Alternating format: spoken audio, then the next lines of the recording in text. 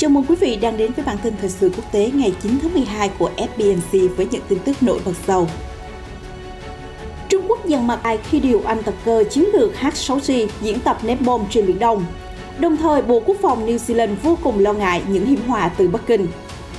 Trong khi đó, lịch sử Đức bước sang trang mới và chính quyền tân Thủ tướng Đức cam kết sẽ cứng rắn hơn đối với cả Trung Quốc và Nga. Một số tin tức đáng chú ý khác. Tokyo muốn trừng phạt Seoul khi tư lệnh cảnh sát Hàn Quốc tới thăm quần đảo tranh chấp.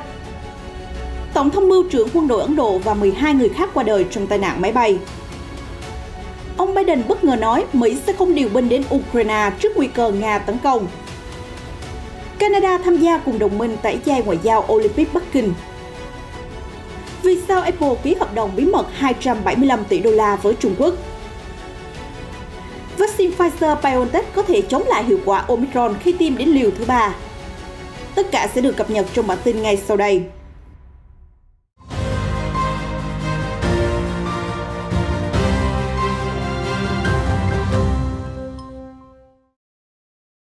H-6G, phiên bản mới nhất trong oanh tạc cơ H-6 thuộc Hải quân Trung Quốc, gần đây vừa diễn tập trên Biển Đông, cụ thể là thực hành ném bom và rải thủy lôi. Cuộc tập trận nằm dưới sự chỉ đạo của Bộ Tư lệnh Chiến khu miền Đông của quân đội Trung Quốc PLA với căn cứ chính trên đảo Hải Nam. Theo đài truyền hình Trung ương Trung Quốc CCTV, nội dung diễn tập bao gồm nhiều oanh tạc cơ cất cánh vào ban đêm, tạo thành đội hình nhất định, sau đó thẳng tiến về địa điểm được chọn trên biển trước lúc bình minh. Tiếp đó, phi đội H-6G rải thủy lôi và ném bom, loại có tốc độ nhanh và phạm vi nổ cực lớn. Đòn oanh kích này đã đánh trúng mục tiêu trên các hòn đảo, theo CCTV hé lộ. Phi đội H-6G tiếp đó trở về căn cứ để kiểm tra toàn diện, nạp lại đạn dược và nhiên liệu, rồi tiến hành đợt oanh kích thứ hai.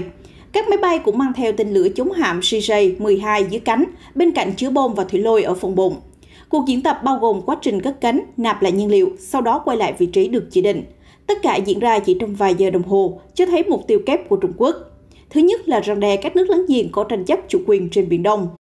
Thứ hai, tên lửa diệt hạm trên oanh tạc cơ Trung Quốc chính là sự dọa nạt trực tiếp đối với tàu sân bay Mỹ khi hải quân nước này tăng cường sự hiện diện trên Biển Đông để kiềm chế Bắc Kinh.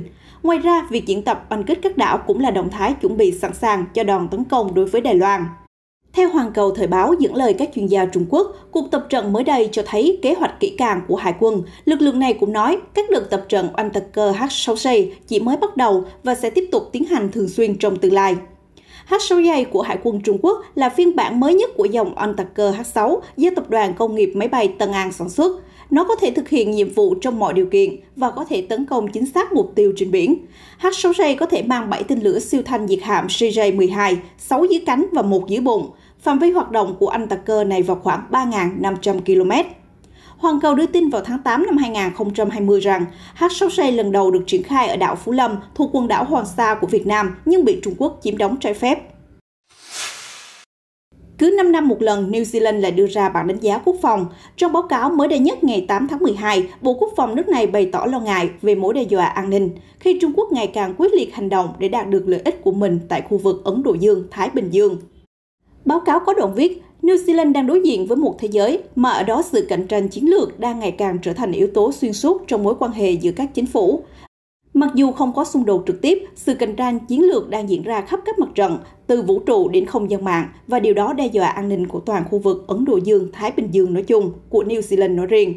Mặc dù Trung Quốc là đối tác thương mại lớn nhất, New Zealand đã nhiều lần công khai bày tỏ lo ngại khi cường quốc châu Á bồi đắp và quân sự hóa trái phép các thực thể trên Biển Đông. Theo báo cáo, hiểm họa lớn nhất mà New Zealand có thể đối mặt là khi Trung Quốc thiết lập căn cứ phục vụ mục đích quân sự và dân sự ở các nước không chia sẻ chung giá trị và lợi ích an ninh với Wellington. Được biết, Trung Quốc đã vẽ ra kế hoạch cải tạo đường băng tại một hòn đảo xa xôi của Kiribati, nơi từng có sân bay quân sự vào Thế chiến thứ hai. New Zealand vẫn phụ thuộc vào các đồng minh phương Tây, bao gồm Úc và Mỹ, để đảm bảo nhu cầu an ninh. Sau 16 năm lèo lái Đức và châu Âu, bà đầm thép Angela Merkel đã chính thức trao lại ghế thủ tướng cho ông Olaf Scholz vào thứ Tư ngày 8 tháng 12. Theo New York Times, chính phủ mới của Đức cam kết sẽ có quan điểm cứng rắn hơn đối với Nga và Trung Quốc. Đó là một nốt nhạc phù hợp trong bản hòa tấu của toàn châu Âu hiện nay, bất chấp Berlin vốn có thái độ ôn hòa và kiềm chế. Hiện giờ, phần lớn vẫn chỉ là những lời hứa của chính quyền mới ở Berlin nhằm trấn an và xoa dịu quan chức ba đảng đồng minh. Tuy nhiên, cam kết của chính phủ Đức đối với châu Âu, NATO và đối tác xuyên Đại Tây Dương là rất vững chắc. bởi đây vốn là một điểm nổi bật xuyên suốt của Đức thời hậu chiến.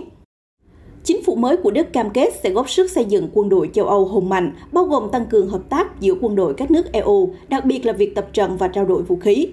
Quan điểm này của Đức sẽ nhận được nhiều ủng hộ của Tổng thống Pháp Emmanuel Macron, người luôn kêu gọi từ chủ chiến lược ở châu Âu. Đối với Trung Quốc, chuyên gia Sanker Ortel từ Hội đồng châu Âu về đối ngoại cho biết Đức sẽ từ bỏ quan hệ đối tác chiến lược với Trung Quốc, thay vào đó xem Bắc Kinh là đối thủ mang tính hệ thống và sẽ cạnh tranh gay gắt về kinh tế. Đức sẽ mạnh mẽ chỉ trích Trung Quốc trong vấn đề Đài Loan, vi phạm nhân quyền ở Hồng Kông và Tân Cương. Điều này khác biệt hoàn toàn so với nước Đức dưới thời cựu Thủ tướng Angela Merkel. Giới quan sát cho biết, dù khá mơ hồ, nhưng Đức đã hứa hẹn sẽ ứng xử với Trung Quốc phù hợp với đường lối chung của châu Âu. Hiện EU đang rút khỏi hiệp ước đầu tư với Trung Quốc, được thúc đẩy trong nhiệm kỳ bà Merkel. Tuy nhiên, theo tờ New York Times bình luận, xét trên sức mạnh nền công nghiệp Đức hiện nay và sự phụ thuộc lớn của nước này đối với mô hình xuất khẩu, chưa thể nói trước về mức độ đối đầu của Berlin với Bắc Kinh trong tương lai. Riêng về Nga, chuyên gia cho biết Đức sẽ cân nhắc mối lo ngại của các nước ở Trung Âu và vùng Baltic. Đức sẽ không còn tìm kiếm mối quan hệ tốt đẹp với Nga, nhưng vẫn trông đợi vào mối quan hệ ổn định và duy trì sự đối thoại mang tính xây dựng. Đảng Cầm quyền Dân chủ Tự do LDP của Nhật Bản đang cân nhắc trừng phạt Hàn Quốc sau khi Tư lệnh Cảnh sát Quốc gia Hàn Quốc Kim Jong-un đến thăm nhóm đảo tranh chấp giữa hai nước. Cụ thể, ông Kim đã đến quần đảo Dokdo do Hàn Quốc kiểm soát vào ngày 16 tháng 11 và gặp các nhân viên cảnh sát tại đây. Nhật Bản cũng tuyên bố chủ quyền đối với nhóm đảo và gọi là Takeshima. Tokyo khẳng định vùng đất này là một phần lãnh thổ không thể tách rời và đã bị Seoul chiếm đóng trái phép. Sau chuyến thăm gây tranh cãi của tư lệnh Kim Jong-un, đảng LDP bắt đầu buổi họp đầu tiên về những biện pháp trừng phạt có thể đưa ra với Hàn Quốc. Sato Masahisa, người phụ trách vấn đề đối ngoại của LDP, đã chỉ trích gay gắt động thái của Hàn Quốc. Chuyến thăm vẫn được tiến hành, bất chấp Tokyo kêu gọi hủy bỏ. Ông Masahisa cho rằng, Nhật Bản không chỉ phản đối mà còn phải có biện pháp đáp trả. Bộ phận đối ngoại của LDP đang xem xét trừng phạt Seoul trong hàng loạt lĩnh vực, bao gồm tài chính, thương mại và đầu tư. Họ đang làm việc với các ban ngành có liên quan và tham vấn ý kiến của chuyên gia. Báo cáo về các biện pháp trừng phạt dự kiến sẽ có vào mùa hè năm sau. Tổng tham mưu trưởng quân đội Ấn Độ Bipin Rawat đã qua đời cùng vợ và 11 người khác khi trực thăng quân sự rơi xuống miền Nam Ấn Độ vào hôm thứ Tư ngày 8 tháng 12. Vụ tai nạn thương tâm diễn ra vào trưa hôm qua ở thị trấn Kuno. Trong số các nạn nhân bao gồm 4 thành viên phi hành đoàn của chiếc Mi-17V5. Tổng cộng 13 người có mặt trên máy bay và người sống sót duy nhất là một đại úy đang được điều trị. Ông Rawat từ trần ở tuổi 63, theo Không quân Ấn Độ cho hay, ông được chuyển quyền của Thủ tướng Narendra Modi bổ nhiệm chức Tổng tham mưu trưởng quân đội vào cuối năm 2019. Trước khi qua đời, tướng Rawat đang dẫn dắt một cuộc cải tổ lớn nhất của quân đội Ấn Độ kể từ khi giành độc lập. Trước đây, các lực lượng lục quân, hải quân và không quân Ấn Độ hoạt động riêng lẻ, nhưng kể từ năm 2019, tướng Rawat đã nỗ lực tái cơ cấu tất cả thành một lực lượng thống nhất và hiện đại, sử dụng mô hình Bộ Chỉ huy Liên quân của Mỹ. Lục quân Ấn Độ vừa ra thông cáo cho biết, tướng Rawat đã chỉ đạo tái cơ cấu lực lượng vũ trang, di sản của ông sẽ được kế thừa và củng cố bởi các thế hệ kế nhiệm. Bộ Quốc phòng Nga hôm 8 tháng 12 công bố video cho thấy các máy bay chiến đấu Pháp bay phía trên vùng nước quốc tế thuộc Biển Đen. Nga nói rằng các máy bay đang hướng về biên giới nước này nên đã điều động nhiều tiêm kích Su-27 để hộ tống phi công Pháp cho đến khi họ rời đi. Bộ Quốc phòng Pháp vào ngày 8 tháng 12 cũng xác nhận máy bay chiến đấu của họ thực hiện nhiệm vụ giám sát của NATO trong không phận quốc tế. Phát ngôn viên lục quân Pháp Pascal Icani cho biết với Reuters, một tiêm kích Sukhoi 27 của Nga đã tiếp cận và bám sát máy bay của chúng tôi khi tuần hành trên Biển Đen. Việc này diễn ra chuyên nghiệp và không gây nguy hiểm trong bất kỳ tình huống nào. Hãng thông tấn RIA của Nga cho biết nhóm máy bay Pháp bao gồm tiêm kích Rafale và Mera. Vụ việc xảy ra khi Nga và phương Tây căng thẳng chất chồng ở khu vực. Tổng thống Joe Biden hôm 8 tháng 12 cho biết việc đưa quân Mỹ đến Ukraine để chuẩn bị ứng phó cuộc xâm lược của Nga không phải là một phương án được cân nhắc hiện nay. Mỹ sẽ xem xét các nước còn lại của Liên minh NATO muốn hành động như thế nào nếu Nga tấn công, nhưng ý tưởng Mỹ đơn phương sử dụng vũ lực để chống lại Nga xâm chiếm Ukraine hiện không phải là một phương án được cân nhắc. Nói với phóng viên khi rời Nhà Trắng, Tổng thống Biden cho biết thêm, ông đã nhấn mạnh Washington sẽ trừng phạt kinh tế tàn khốc chưa từng thấy nếu Nga xâm chiếm Ukraine. Tổng thống Biden tự tin người đồng cấp Vladimir Putin đã nắm rõ thông điệp sau cuộc điện đàm dài gần 2 tiếng đồng hồ. Canada sẽ cùng với các đồng minh tẩy chay ngoại giao Thế vận hội mùa đông Bắc Kinh năm 2022 nhằm gửi thông điệp cứng rắn tới Trung Quốc vi phạm nhân quyền. Thủ tướng Justin Trudeau ngày 8 tháng 12 cho biết, chúng tôi và nhiều đối tác khắp thế giới cực kỳ lo ngại khi chính phủ Trung Quốc liên tục vi phạm nhân quyền con người. Đó là lý do khiến hôm nay chúng tôi thông báo sẽ không gửi đại diện ngoại giao tới Olympic Bắc Kinh. Như vậy, hiện Mỹ, Áo, Anh và Canada đã chính thức thông báo tẩy chay ngoại giao Olympic Bắc Kinh. New Zealand cũng không gửi quan chức đến thủ đô Trung Quốc, nhưng viện dẫn lý do là diễn biến dịch bệnh phức tạp, nhiều khó khăn trong di chuyển. Trong khi đó, Trung Quốc kiên quyết bác bỏ mọi cáo buộc về vi phạm nhân quyền, khẳng định ở Tân Cương chỉ có các trung tâm dạy nghề nhằm chống phần tử cực đoan. Bắc Kinh cũng nói, Thế vận hội tập trung vào vận động viên và chẳng ai quan tâm một vài chính trị gia có tham dự hay không. Tim Cook, CEO của Apple vào năm 2016 đã ký hợp đồng bí mật thời hạn 5 năm với Trung Quốc trị giá khoảng 275 tỷ đô la. Thương vụ được cho là giúp gã khổng lồ công nghệ Mỹ có thể giảm bớt sức ép về chính sách ở thị trường chủ lực Trung Quốc, theo một báo cáo được Fox News và nhiều báo đài Mỹ đưa tin hôm thứ Ba, ngày 7 tháng 12. Hợp đồng bao gồm cam kết của Apple về thúc đẩy kinh tế Trung Quốc thông qua đầu tư và các sáng kiến kinh doanh. Thời điểm năm 2016, khi hợp đồng được ký, giới chức Bắc Kinh cảm thấy Apple không làm đủ để giúp tăng tốc nền kinh tế lớn thứ nhì thế giới. Thỏa thuận tiến hành giữa lúc Apple cảm thấy các nhà hoạch định chính sách Trung Quốc đang siết mạnh tay, đe dọa việc làm ăn của nhà táo ở thị trường tỷ dân, nơi mà hãng này cung cấp các dịch vụ quan trọng như Apple Pay và iCloud. Bản thân CEO Tim Cook đích thân tham gia đàm phán, thực hiện nhiều chuyến công tác đến Trung Quốc để vận động hành lang.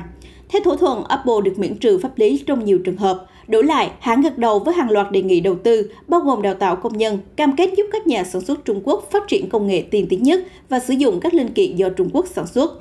Apple hiện chưa bình luận về báo cáo mới đây. Trung Quốc đã nổi lên thành thị trường tăng trưởng chính cho Apple suốt những năm gần đây. Liên doanh BioNTech và Pfizer vào hôm thứ Tư cho biết liều vaccine thứ 3 có thể giúp trung hòa hiệu quả biến thể mới Omicron trong phòng thí nghiệm và hai gã khổng lồ ngành dược có thể ra mắt loại vaccine cải tiến mới để chống lại Omicron vào tháng 3 năm sau nếu cần thiết. Hai công ty cho rằng hai liều vaccine Pfizer-BioNTech vẫn có thể phòng tránh ca bệnh nặng. Pfizer-BioNTech là nhà sản xuất vaccine COVID-19 đầu tiên đưa ra báo cáo chính thức về hiệu quả chống lại chủng mới Omicron. CEO Uğur Şahin của BioNTech đề nghị các quốc gia có thể rút ngắn thời gian giữa liều thứ 2 và liều thứ 3 để chống lại biến thể mới. Ông Şahin dẫn chứng, một số nước như Anh đã cho phép tiêm liều bổ sung sau 3 tháng, thay vì 6 tháng như quy định trước đó. CEO Şahin cho biết thêm, chúng tôi tin rằng triển khai nhanh liều bổ sung là điều nên làm. Nếu Omicron lây nhiễm rộng hơn, nếu đẩy mạnh tiêm phòng, chúng ta sẽ đạt tới mức bảo vệ tốt hơn trong mùa đông. Biến chủng Omicron được phát hiện đầu tiên ở phía Nam châu Phi vào tháng trước và gây lo ngại trên toàn cầu. Các ca nhiễm hiện được ghi nhận ở Nhật Bản, Mỹ và trên khắp châu Âu. Báo cáo mới đây của Pfizer-BioNTech có nhiều điểm tương đồng với nghiên cứu sơ bộ của Viện Y tế châu Phi ở Nam Phi.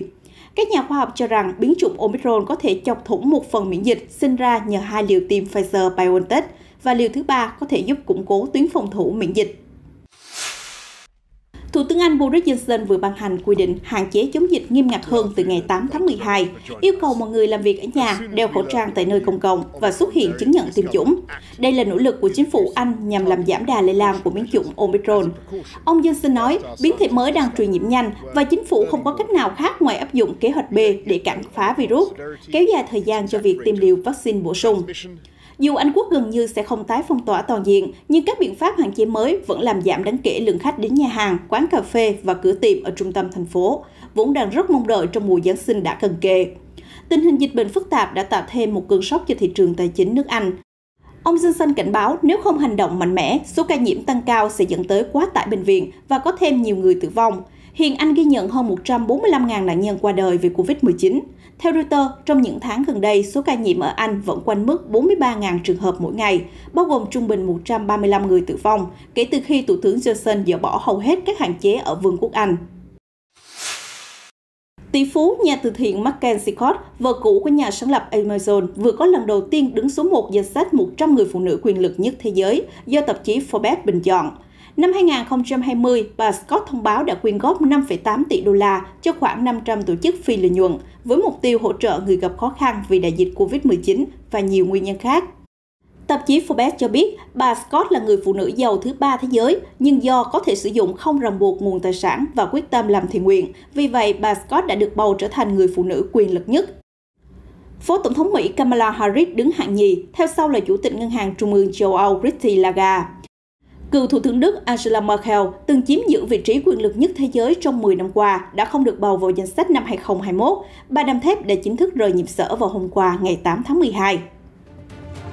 Tin tức vừa rồi đã kết thúc bản tin thời sự quốc tế hôm nay. Cảm ơn sự quan tâm theo dõi của quý vị.